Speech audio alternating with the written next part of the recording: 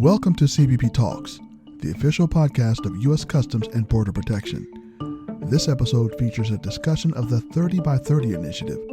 Our moderator for today's discussion is Director of Field Operations, Buffalo, New York, Rose Brophy. Hello, I'm excited today to be discussing CBP's commitment to the 30 by 30 initiative with CBP's Assistant Commissioner of Human Resources Management, Andrea Bright, and our Director of National Recruitment, Kelly Hess. Kelly, how did CBP become part of the 30 by 30 initiative? Our commissioner signed CBP to adhere to the 30 by 30 initiative, which is to advance women in policing. The goal is to have 30% women in the police force by 2030. Thank you, Kelly. Andrea, tell us what has been CBP's primary focus. So a lot of what CBP is focusing on right now is recruiting. So with this goal of having our new recruit classes be 30% women in a relatively short period of time, we've been focusing on recruiting and outreach to women who are interested in serving the mission of CBP. And I think one of our biggest advocates and one of our biggest avenues to get more women on board and interested is our own women. So I believe CBP's done some great work and made some great strides in addressing some of these concerns within our current troops and have them be our voice to help with that recruitment mission. I do believe it's an achievable goal for CBP. And I think as Ms. Brophy just referred to, because our female employees are our best recruiters and we're giving them the opportunity to share the benefits that CBP offers, I do believe we'll be successful. I also believe from a CBP perspective, when you look at other law enforcement entities, state, local, and even other federal agencies, CBP is somewhat ahead of the curve when you look at the percentages. So although 30% sounds like a very large number, as everyone said, I think it's an attainable number and one in which we put those efforts forward and really focus on, we can achieve it. I agree. We are right around 19%, or at least we were for our new recruits in FY22. About 19% were female, and that was an increase of 3%. So we know that we can move the ball forward on this initiative. So I think it's achievable, but it is something that we're going to have to put a concerted effort towards. I will tell you that, I'm going to be reaching my 30 years of government service this year. And when I first went to the academy, I was one of 3 females in a class of 45. And when I look at some of these new classes, and I've been fortunate enough to mentor some down in our Federal Law Enforcement Training Center down in Brunswick, Georgia. And when I see almost half of the staff sometimes, when you see larger numbers of women, it's inspiring to me. And it makes me realize and there's some understanding that we are getting there and we are making a difference and we are seeing those strides and getting more women in our law enforcement ranks and within CBP. So it's an exciting time. It's one that I'm thrilled to be part of. And, when you look at, leaving an agency better when you left it than when you started, I think we're all in that position where we want to be able to help CBP move forward as a whole, no matter what area you work in, whether it's a CBP officer, Border Patrol agent, Air Marine interdiction agent, if you're working in our mission support or our trade areas, we want to see more women represented and feel confident enough to put into these positions and to also move up in the ranks.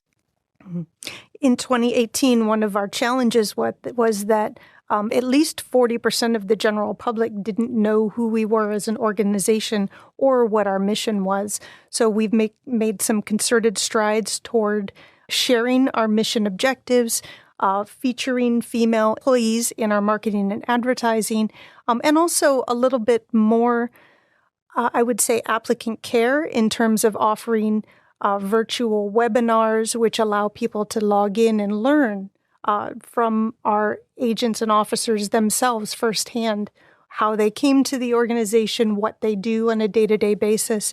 So we've really developed the resources so that potential CBP employees can understand what they're getting into, what they're signing up for, and also the benefits that are available to them should they become employees.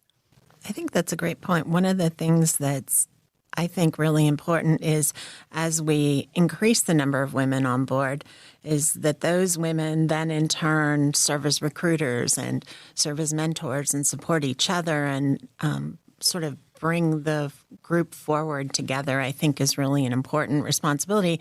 And part of that, leaving the organization better than it was when we found it.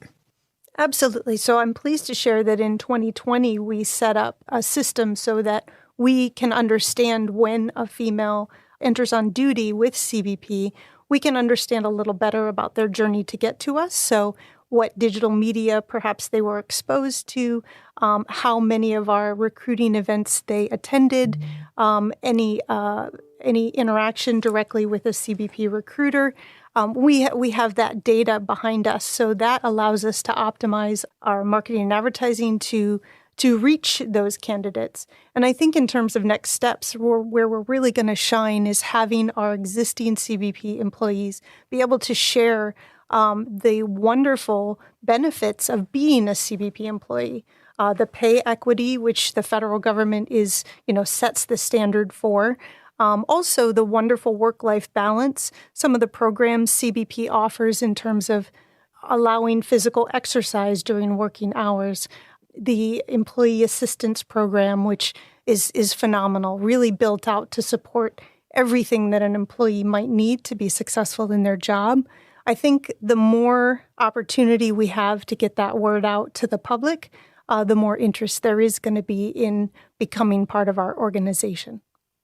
I think those are some great avenues, and I agree. I think we are on the right path. I mean, from an operator standpoint in the field, what we try to do is try to hone in on those locations where we can address recruiting events where there are more women that might be available. We're looking at recruiting even from a younger age. You know, some people have said that when you're talking to college-aged individuals, it might even be too late. We want to influence the younger generation. We want them to see how powerful they can be, how strong they can be. And I think the points earlier made about educating the public on what it is we do, how broad our mission is. It's not just singly focused on one area. And if you look at all the opportunities you have within CBP, I talk about it on a daily basis when I see some of our trainees heading out to the academy. Is, one moment you could be coming in as a CBP officer, but, in 5 years, you could be working overseas in one of our locations overseas, or you could move into the trade area or mission support, our regulatory audit. There are so many opportunities in so many different areas. We're very fortunate at an agency our size to have those many opportunities. And I think getting out there and using our recruiters and listening to our own employees on areas and places that they think might be beneficial for us to recruit from and to resource from and to educate. I know those are some areas we're looking at, is really trying to think outside the box and how we can get to more people and better explain what it is we do, how exciting our mission is, how diverse it is, and what the potential is for those that want to come on board. The 30 by 30 initiative itself has done a really good job of defining the why. Why do we want to bring more women into federal law enforcement or law enforcement in general?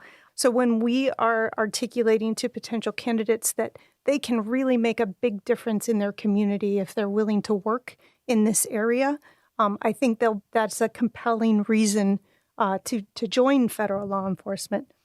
I'm very inspired by the goal of hiring more women into federal law enforcement, primarily because it is a wonderfully satisfying, and the opportunities available are literally unlimited. You have your frontline law enforcement, which is, a very specific set of roles for each of the components, but you also have behind the scenes mission support. So you have everything imaginable from agriculture to chemists. You have internal research. You have historian even. I learned there's a CBP historian, which is a fantastic job. And you can start one place in CBP and you can see another opportunity and I've found in my career that our leadership is very supportive of moving and taking temporary opportunities or then transferring permanently to try different skill sets. And that makes you more valuable as an employee to the organization, that you can do more than one role. And it also makes me feel more willing to commit to an organization that supports my personal and professional growth. So I'm very pleased that it's an opportunity that many people will be interested in. I couldn't agree with you more. I think of inspired. I think of how proud I am working for an agency that has committed to this very important initiative, and just the change in culture and the way we do things. I think of all the young women out there and those that maybe don't have that level of confidence to be able to go out and raise their hand to do something like this. And I want them to know they can do it. They have the skills, they have the abilities, they have the knowledge. And I believe the efforts that CBP is undertaking to really educate and inform and to hopefully get those on board, I'm just very proud of it. As a female in law enforcement, being one of few women in this field, I want to see, when I retire, I would love to see these numbers grow.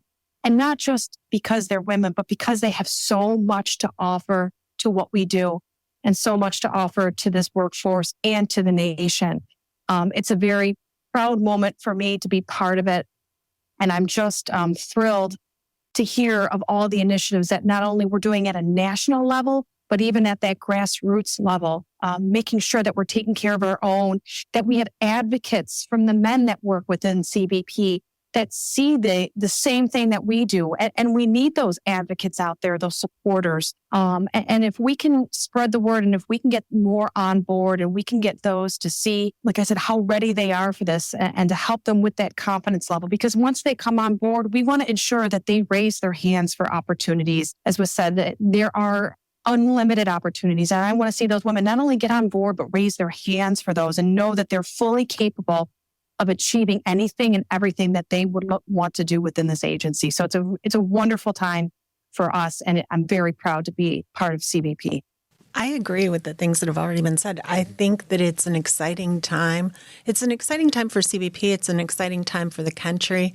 I think it's also going to, what was just said, I think it's an exciting time for women because I think there are women who have excluded themselves from opportunities in law enforcement with just an assumption that it isn't for them. And I think by us sharing more about what the job is, what the opportunities are, and that they have the ability to deliver on that job and to serve our mission, I think that is an exciting thing for women. And I think there are lots of opportunities to make CBP more reflective of the people that we serve. And that's an exciting time for me, too. And if I could add to that point about education, is CBP offers what we call the tuition assistance program. So we really are encouraged always to improve ourselves. And tuition assistance program offers $5,250 a year towards education in any respect. It doesn't have to be associated with your job, or it could be. And then CBP reimburses that money and also supports from the aspect of offering, schedule flexibilities in some cases, if that's what you need to achieve your objective. So, there's just really so much to offer for a potential candidate who wants to have a career that offers lifelong learning and self-improvement. I have one last point to add, which is that it's been mentioned that our CBP employees are best recruiters. And I think sometimes we forget that just as an individual, you don't have to be an official CBP recruiter to recruit people to work for CBP. Talking about the opportunities with your friends, family, local high school and college students who might be looking for opportunities. We all interface with the public on a daily basis, and there are always opportunities to share the opportunities at CBP. So I'd encourage people to think about who might be interested in joining our workforce. Thank you for listening to CBP Talks, the official podcast of U.S. Customs and Border Protection. Make sure to subscribe and follow on the podcast app of your choice. You can also listen to all of our episodes at cbp.gov.podcasts.